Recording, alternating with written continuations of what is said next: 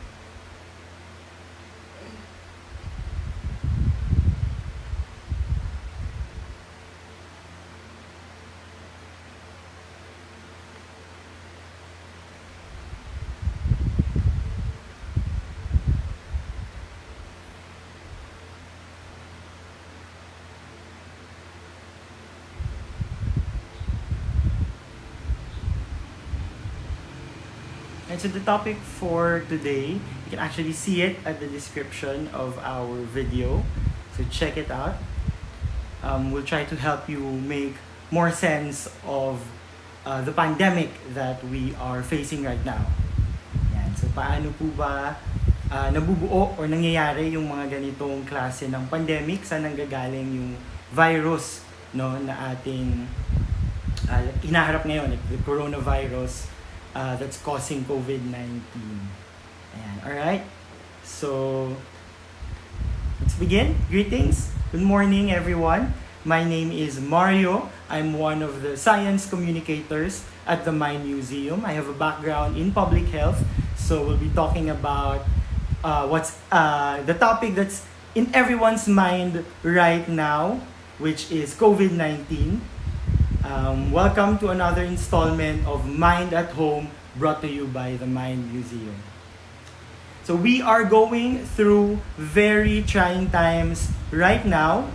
The COVID-19 pandemic, ito po yung tawag sa pandemic that we are facing. Pandemic is a global outbreak of a disease, and the disease is COVID-19. It's making many people sick, and it has put all of our lives on hold. What are the things that we can do to cope during these difficult times, and what can we at the Mind Museum do to help you guys out?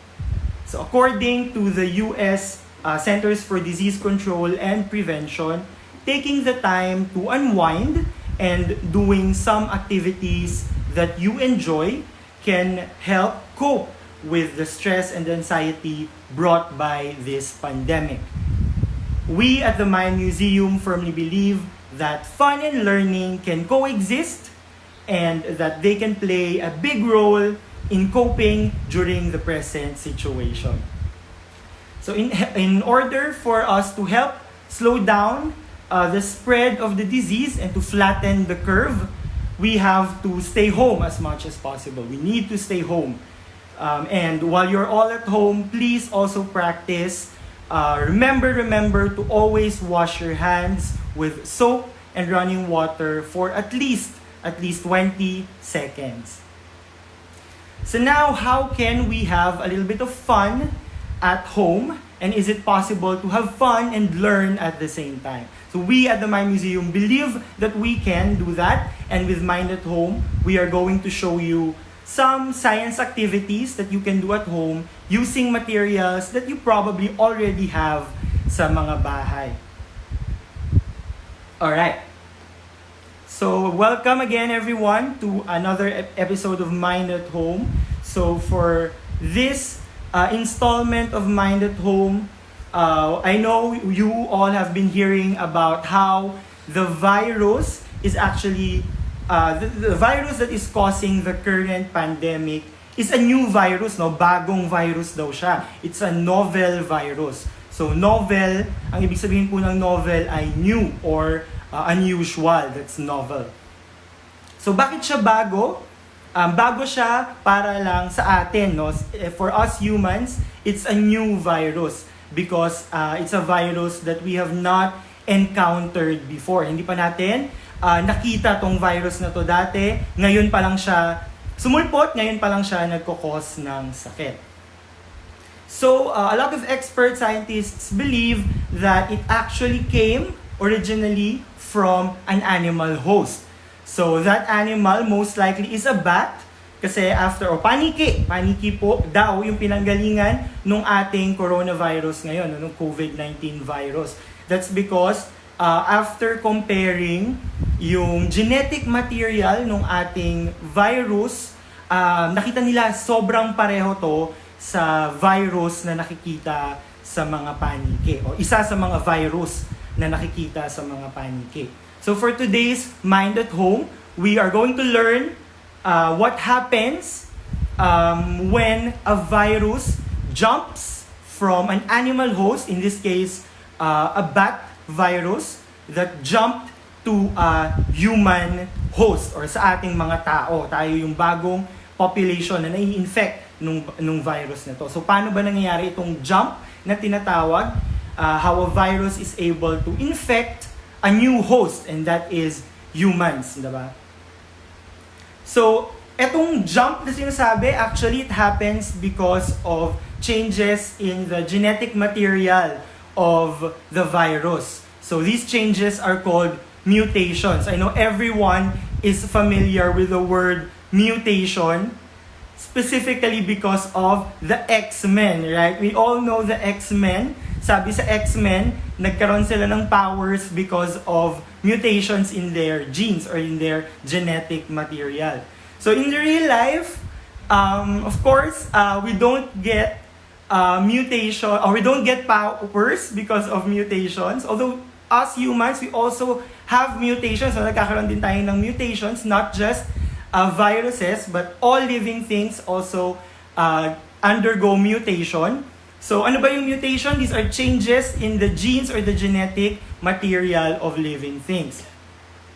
Sometimes in humans, most of the times, sa ating mga tao, yung mga mutations actually are harmless. No? We don't, actually doesn't have any effect in our bodies, yung mga mutations that happening. And most of the time, our body knows how to correct the mutations. Kayang itama nung ating katawan yung mga mutations na nangyayari.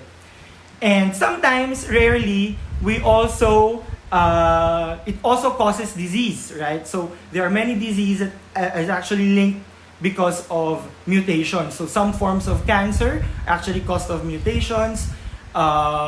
If you know sickle cell anemia, kung saan nagbabago yung shape ng red blood cell, so that's also because of a mutation. And sa mga virus naman, it sometimes causes, the mutation causes them to infect a new host or a new population. So in this case, the COVID-19 virus from animals into humans.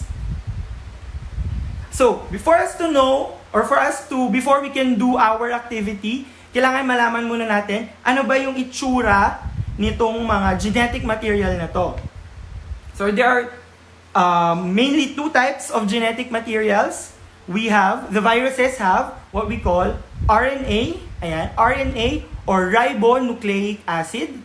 And sa atin namang mga humans, we have what is called DNA or deoxyribonucleic acid. So halos magkatunog lang sila, no? We have RNA and DNA, yung isa mas mahaba, yung isa ribonucleic acid, yung isa deoxyribonucleic acid. So this is for viruses. We have RNA for viruses and we have DNA for humans and most animals.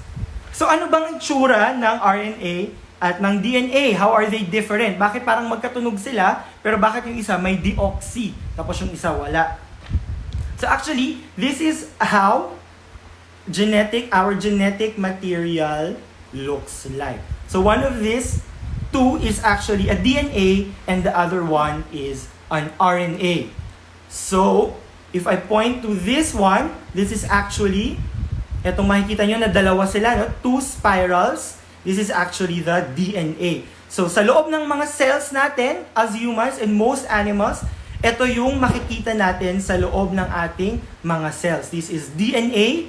That's why, if you've heard the double helix structure, ito yung tinatawag nating double helix. Dalawang spiral. So, dalawang magka-spiral na ganyan. And then this one is the RNA. So, this is the genetic material of the COVID-19 virus. Ang difference, the RNAs only have one strand. Hindi siya dalawang spiral. That's the biggest difference of the two. Right? So again, DNA, dalawang strand na spiral, RNA, only one. Tapos, kung if you look closely, you'll see na meron tayong mga ganito. Merong mga horizontal na bars na protruding out of the main branch. So, ang tawag natin, so dito din sa ating DNA, meron din tayong ganon. Pero dito, dalawa din na magka-connect. So, two different colors, right? Connecting. So, parang dinoble lang siya na RNA, right? Pinagdikit mo yung dalawang RNA and you get this one, the DNA. So, yan. Magkakadikit lang siya na dalawa nung bars. So, ano ba yung mga horizontal bars na yan?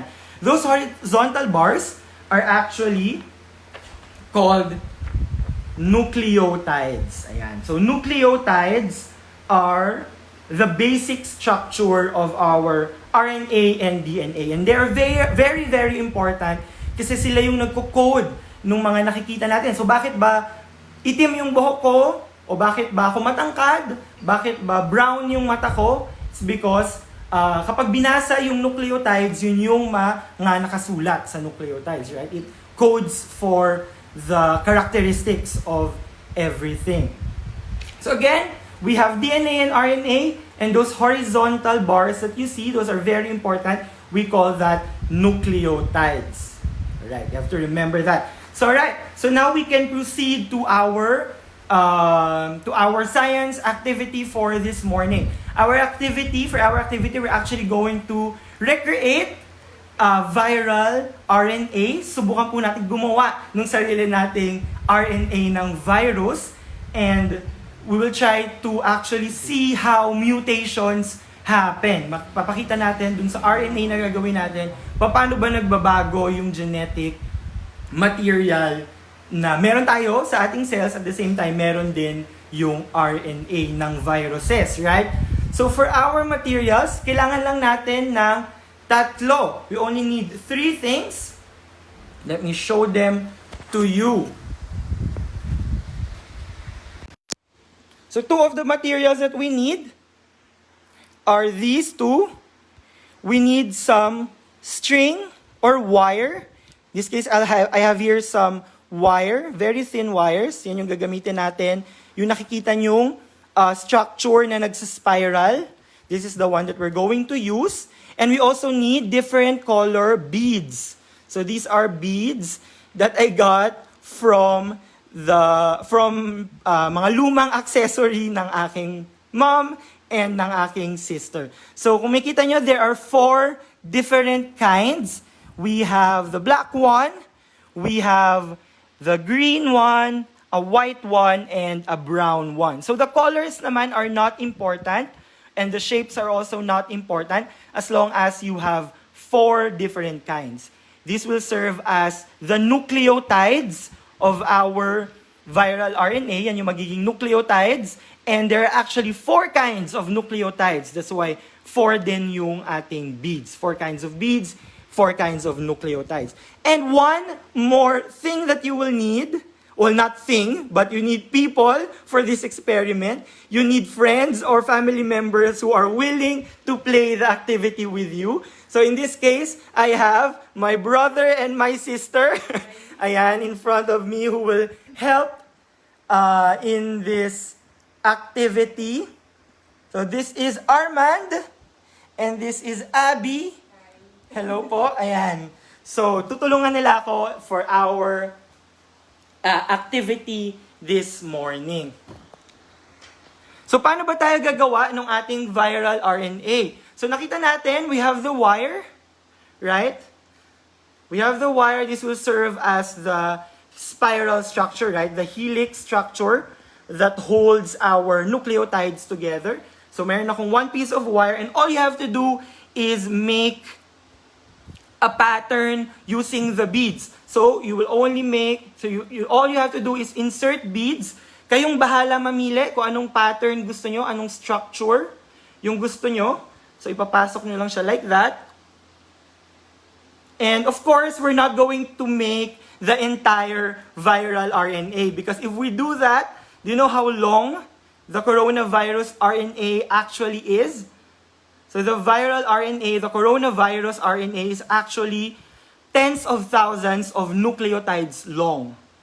So just imagine how long that is. Tens of thousands of nucleotides. And that's for a very, very, very tiny organism na kagaya ng virus. But for us humans, of course, it's way longer. It's way, way longer than that, right? Maybe hundreds of thousands of nucleotides for us humans. So what I have to do is make a pattern of, or actually not even a pattern. Hindi nyo kailangan magkaroon ng pattern. Just keep inserting your nucleotides into the string hanggang sa you have maybe around 10 to 20 nucleotides in your RNA.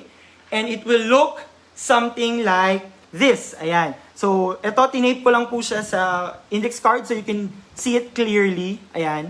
So, we have the string and we have the beads that are connected together. So, yan po yung magsisilbing viral RNA or yung genetic material ng ating RNA. So, dahil part lang siya of the entire RNA, a part of the entire gene or the entire genetic material is actually called genes. Ayan. So, we can say that we are only making a part or just one gene, right? One gene of the viral, entire viral genetic material. So, these are called genes, yung mga parts ng ating buong genetic material. So, ang ipapagawa ko po sa mga kapatid ko, my brother and sister, I will ask them to memorize the genetic material na ginawa ko dito, yung ating sequence of beads or sequence of nucleotides. I will ask them to memorize it for 30 seconds. Ayan, so I'll give them 30 seconds. I'll tell you when it starts. 30 seconds to memorize this one. Can I draw better to memorize because after 30 seconds, I will give them 1 minute to actually copy. So, kailangan nila gumawa ng sarili nilang copy of the viral RNA. They will replicate it. Tapos, titingnan natin if you can do it perfectly the same or kung magkakaroon ng changes. And again, these changes we call mutations. So, titingnan natin if they can copy it perfectly, replicate it perfectly, or there will be mutations in our viral RNA. So, 30 seconds on the clock.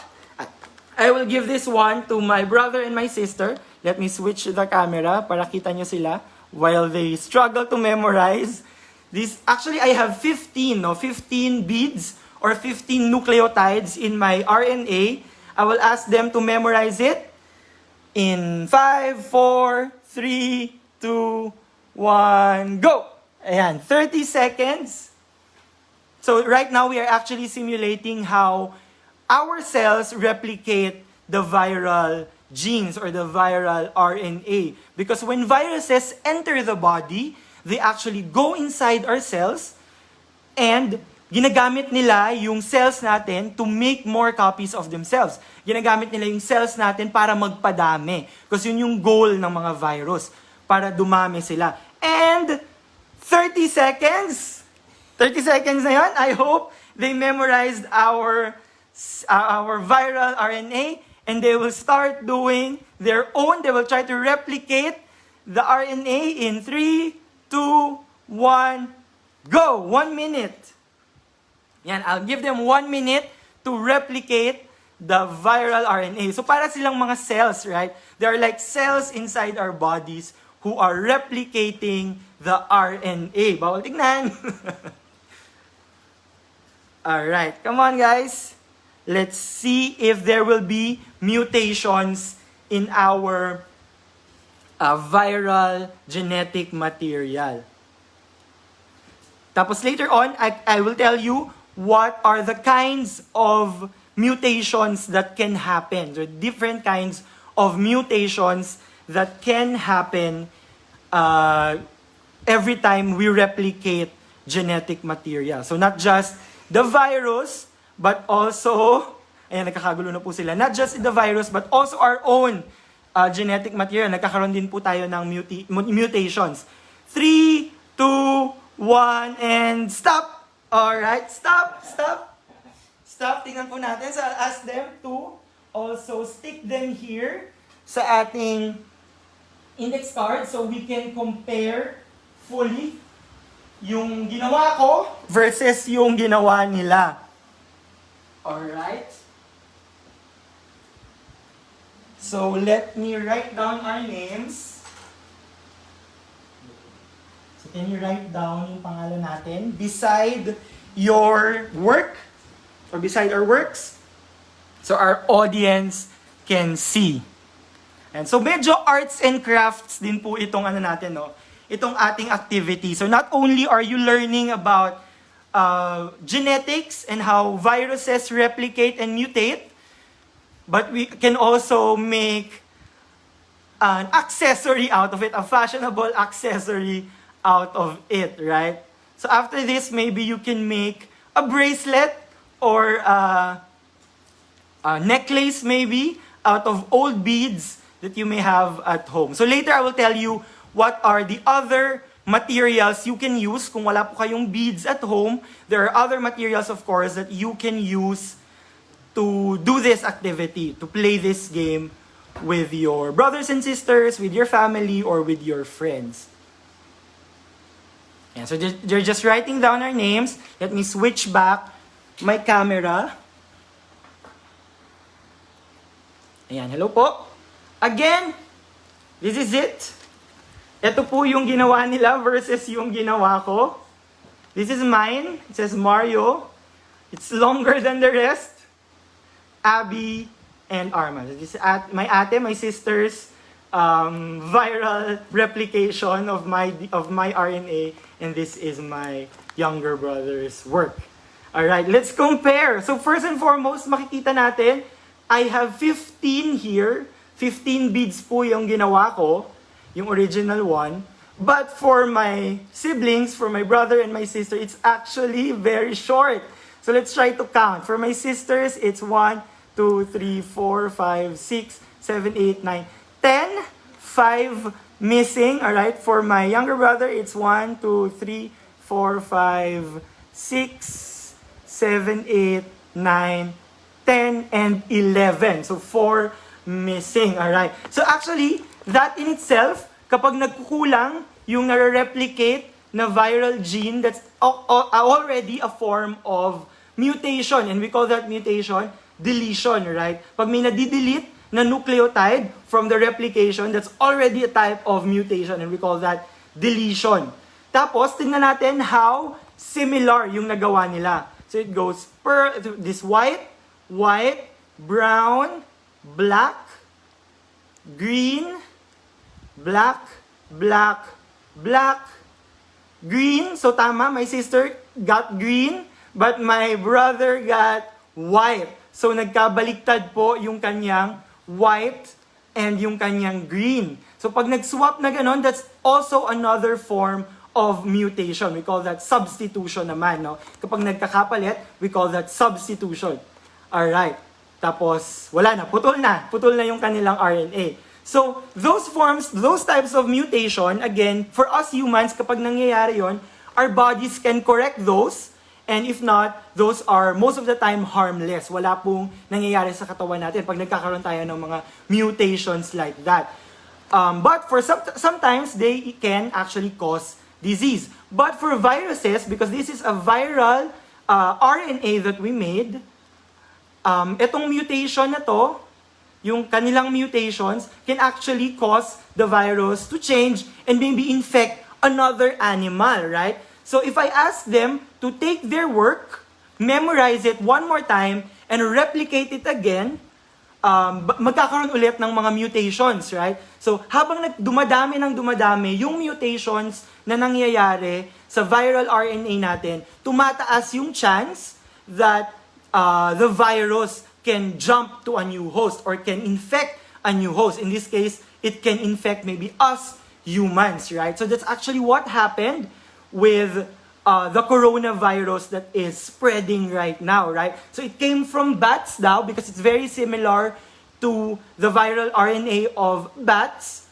or of viral RNA of viruses found in bats. So sabi nila, it came from bats, and then it jumped to another animal first. So it mutated, it can now infect another animal. Sabi nila pangolins daw, no? They can infect pangolins, right? And then after that, it mutated again, one more time. And after that mutation, it can now infect us humans, right? So ganun po nangyayari yung mga pandemics na nakikita natin throughout history. Most of those viral pandemics na nakikita natin are because of mutations that are happening in the genetic material of viruses, causing them to infect humans. And dahil these are new to us, these viruses are new to us, we don't have any form of protection against these viruses. That's why all of us are susceptible to get sick. Lahat tayo pwedeng magkasakit. Lahat tayo pwedeng magkaroon ng COVID-19. But of course, hindi lang po yung changes dun sa, or yung mutations, yung cause nito. Another big thing actually is how we destroy the natural habitats of these animals. It's actually a very important aspect. Paano po napapasa yung mga ganitong sakit sa atin, no? Kasi because we destroy the habitats of these animals, they have no choice but to go to our habitats. Pupunta sila where there are many people, and dahil nagkakaroon ng contact or nagkakaroon ng contact, and merong nagkakasalamuha yung animals and yung mga tao. Pag nangyari yon, very likely na mapupunta sa atin yung mga viruses that they have. So it's not just the mutations that we have to look out for, we also have to look out for our environment, right? It's very, very important. Ayan. So I hope you guys learned something from our activity, from our Mind at Home Science activity this morning. If you have any questions about the pandemic, maybe about how, or more about this viral genetic material, how they mutate, you can comment them down below and I can try to answer your questions. Alright. Same ba yung codes ng identical twins? Well, of course there will be differences in their genetic makeup because there are still different individuals, right? So, of course, there would always be something unique or something different in their genes. Alright, any more questions from you guys?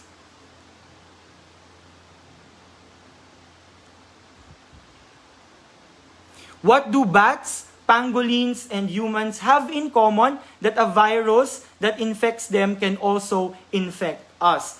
Again, the number one thing that is common is the world that we are moving around, the habitats that we are moving around is getting smaller and smaller. Lumalapit ng lumalapit or lumalaki ng lumalaki yung contact between these animals. And that's why they can now easily infect us. So during the past decades, ang dami na po. Originally we have the SARS, we have the MERS, and now we have the SARS-CoV-2 or the COVID-19 virus. These all came from animals and they can now all infect humans. So viruses are not choosy. I don't think they are choosy. They will jump at the very first host that they can find, right? So in this case, these are humans because we are ang dami-dami na po natin. There are 8 billion people out there. And we are increasingly having greater contact with these wild animals. So that's why we are getting infected with viruses that they have.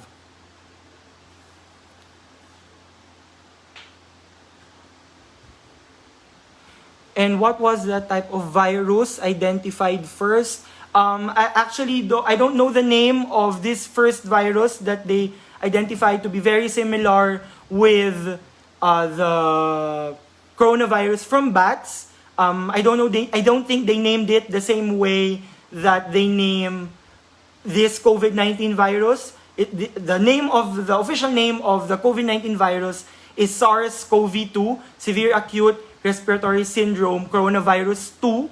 So severe acute respiratory syndrome is actually the disease or the syndrome. The syndrome po is a collection of signs and symptoms na nakikita natin kapag may sakit tayo. So they named it after the effect of the virus, which is severe and acute in our respiratory system. Right? So I think yung mga ganitong virus no na hindi naman nakaka-infect sa atin, they usually name it with letters and numbers or codes for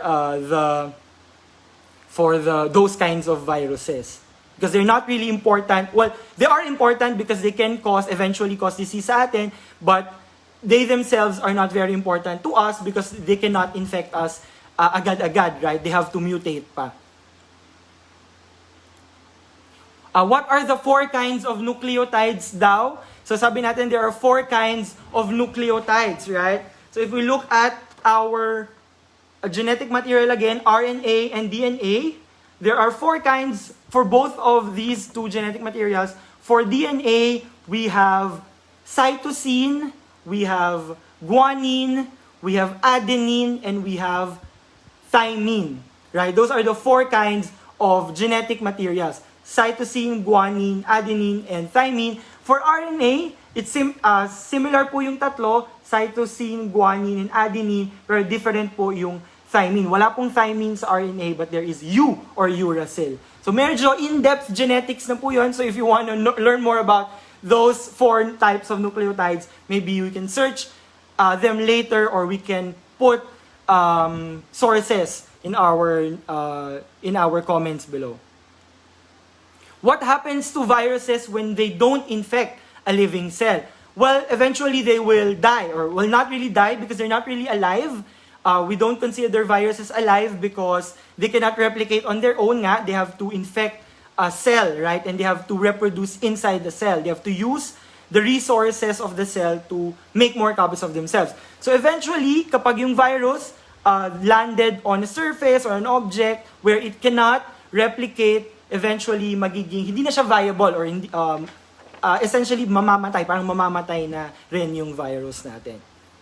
So hindi naman forever na nandyan lang yung virus, right? Eventually, they need to replicate. That's their only goal, is to replicate. And if they cannot do that inside the living cell, and then they are goners. Are viruses alive?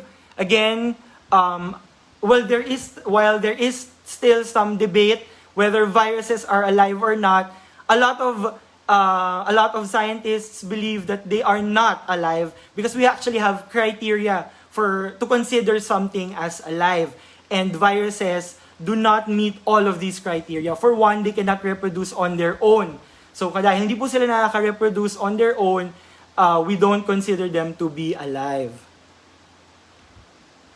Is it true that the virus hate heat? Well, depends on what temperature you go to, right? Kung anong temperature po yung pinag-uusapan natin. So kung yung temperature ay yung ganitong temperature lang, parang sa Pilipinas na laging mainit, pretty sure viruses can survive this temperature, maybe around 30 to 40, they can still survive at this temperature, yung ating ambient or yung ating atmospheric temperature. That's because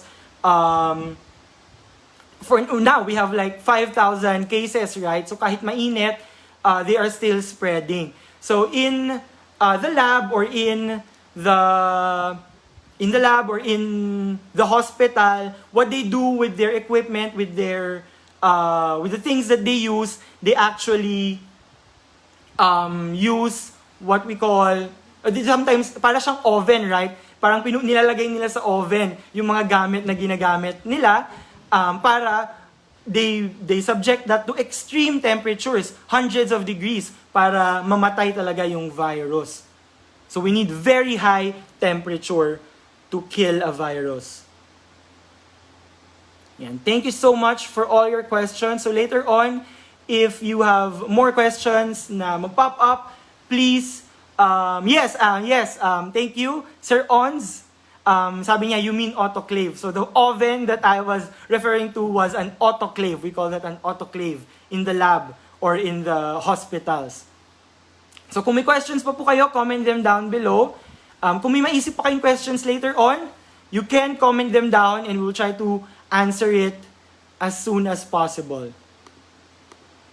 So let me just wait for a few more of your questions.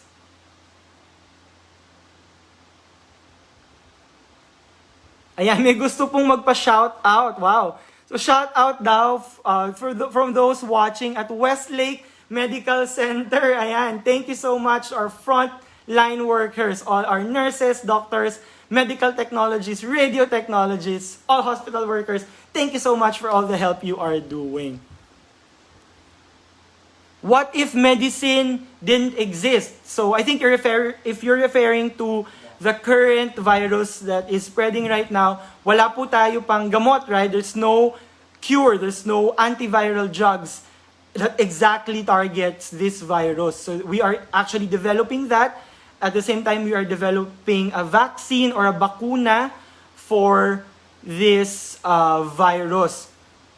So right now, what we are doing is we are looking for drugs. We are looking at drugs that are already existing, that we are already using against other viruses. Titingnan natin if they work against this virus. So bakit po kahit wala tayong gamot, napakadaming gumagaling? That's because our bodies are actually not entirely defenseless against the virus, right? They actually, our bodies can actually fight this virus. So after a few days or a few weeks of having this, our bodies will develop what we call antibodies that can fight these viruses. That's why right now, right, our hospitals, our doctors, medical health workers are actually asking for these patients na naka-recover na if they can donate their blood, right? If they can donate their blood, because it's actually in the blood that we can find these antibodies that can actually help neutralize or sort of kill the viruses. What do antivirals do? Antivirals, again, are the drugs against viruses. That's why it's antivirals. It's actually, it depends, right? There are many ways how antiviral drugs work. They can maybe destroy the outer coating of the virus, exposing everything that's inside, essentially killing the virus. They can stop the replication process. So yung ginawa natin kanina na pag-replicate nung virus, viral RNA, they can put a stop to that. And there are many more ways how antiviral drugs work. It really depends on the immunity of the host or the body of the host. Yes, it depends on the immunity of the host, but for now nga, COVID-19 po is again a new virus, right? So it's new. None of us have immunity against it for now. So that's why we are actually we want these recovered patients to donate their blood, donate a sample of their blood, so we can take a look if we actually develop immunity against these viruses and how long does this immunity last? Gaano ba katagal? Because again, hindi naman po lahat ng immunity lifelong, right? That's why we need our yearly flu shots, because flu is another form of virus, and immunity against the flu do not last our entire life. And thank you so much again for all your questions. I appreciate them. If you have more, please comment them down below.